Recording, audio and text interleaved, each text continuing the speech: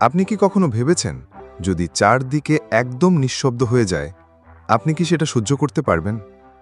অনেকেই ভাবে নীরবতা মানে শান্তি, কিন্তু যদি সেই নীরবতা এতটাই গভীর হয় যে আপনি নিজের হার্টবিট, রক্ত চলাচলের শব্দ, এমনকি হাড়ের আওয়াজও শুনতে পান, ভাবতে ভয় লাগে, তাই না? আজকে আমরা জানব এমন একটি ঘরের কথা যেখানে কেউই 30 মিনিটের বেশি থাকতে পারে না, কারণ সেই ঘর এতটাই নীরব, এতটাই নিঃশব্দ যে এই ঘরে ঢুকলে নিজের শরীরের ভেতরের শব্দ শুনে পাগল হয়ে যাবেন আপনি।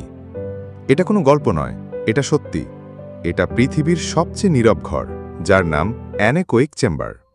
নাম্বার 1, অ্যানেকোয়িক শব্দের মানে হল কোনো প্রতিধ্বনি হয় না এমন ঘর। এই ঘরের দেয়াল, মেঝে, এমনকি ছাদ পর্যন্ত বিশেষভাবে তৈরি। সব দিক থেকে শব্দ শোষণ করে নেয়, যেমন কেউ কিছু বললেও শব্দ ফিরে আসে না, একদম গিলে ফেলে দেয়ালগুলো। এই ঘর তৈরি করেছে মাইক্রোসফট এবং এটি বিশ্বের সবচেয়ে নিঃশব্দ ঘর হিসাবে গিনিস ওয়ার্ল্ড রেকর্ড পেয়েছে। নাম্বার 2, একজন মানুষ সাধারণত 30 ডেসিবেল পর্যন্ত শব্দ শুনতে পায়, যেমন ফিসফিস করে কথা বলা অথবা পাতার মৃদু শব্দ। কিন্তু মাইক্রোসফটের তৈরি অ্যানেকোয়িক চেম্বারে শব্দের মাত্রা -20.3 ডেসিবেল। এমন নিঃশব্দতা কল্পনাও করা যায় না, এটা শূন্যরও নিচে। এমনকি মহাকাশের থেকেও বেশি নিঃশব্দ এই ঘর। নাম্বার 3, ভেতরে ঢুকলে কি হয়?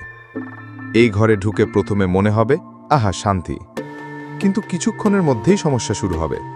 আপনি শুনতে পাবেন আপনার নিজের হার্টবিটের আওয়াজ, আপনার শ্বাস প্রশ্বাসের শব্দ, এমনকি নিজের রক্ত চলাচলের শব্দ।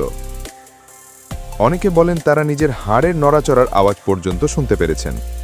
কেউ বলেন নিজের চোখের পাতা ফেলার আওয়াজও শুনতে পান। নাম্বার 4, প্রশ্ন হলো এই ঘরে বেশিক্ষণ থাকা যায় না কেন?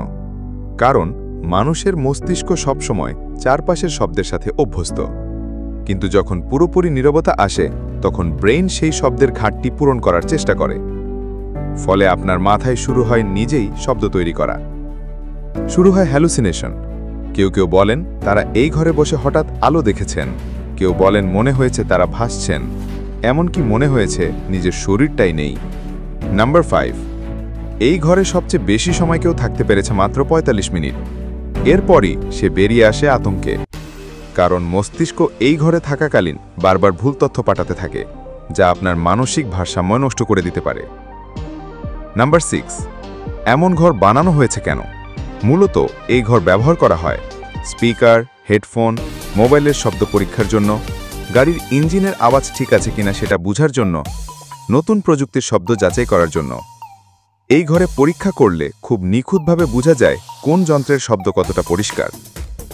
নাম্বার 7, এই ঘর কিন্তু শুধু প্রযুক্তির জন্য নিরাপদ, মানুষের জন্য নয়। কারণ মানুষের দেহ শব্দের সাথে এতটাই অভ্যস্ত, যদি সেটা হঠাৎ বন্ধ হয়ে যায় তাহলে মস্তিষ্ক নিজেই বিভ্রান্ত হয়ে পড়ে।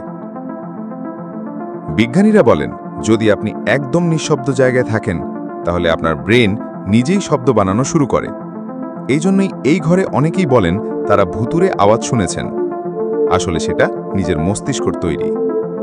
নাম্বার 8, ভাবুন তো আপনি যদি এই ঘরে যান, প্রথম 5 মিনিট সবকিছু ঠিক থাকবে, কিন্তু 15-20 মিনিটের পরেই মাথার ভেতর কেমন যেন চাপ চাপ অনুভূতি শুরু হবে। আপনার মনে হবে আপনি পড়ে যাচ্ছেন, আবার মনে হবে আপনি নিজেই হারিয়ে যাচ্ছেন। এটাই মানুষের জন্য সবচেয়ে ভয়ঙ্কর। আজ আপনি জানলেন পৃথিবীর সবচেয়ে নিঃশব্দ ঘরের কথা, যেখানে নীরবতা শান্তি নয় বরং আতঙ্ক। এই ঘর প্রমাণ করে মানুষ আসলে সবসময় কিছু না কিছু শুনতে চায়। পুরোপুরি নিঃশব্দ হয়ে গেলে সেটা মস্তিষ্কের জন্য বিপদ। ভিডিওটা যদি ভালো লেগে থাকে তাহলে লাইক দিন, শেয়ার করুন এবং সাবস্ক্রাইব করুন ফান ফ্যাক্টস চ্যানেলটি। নতুন নতুন রহস্য নিয়ে আবার দেখা হবে।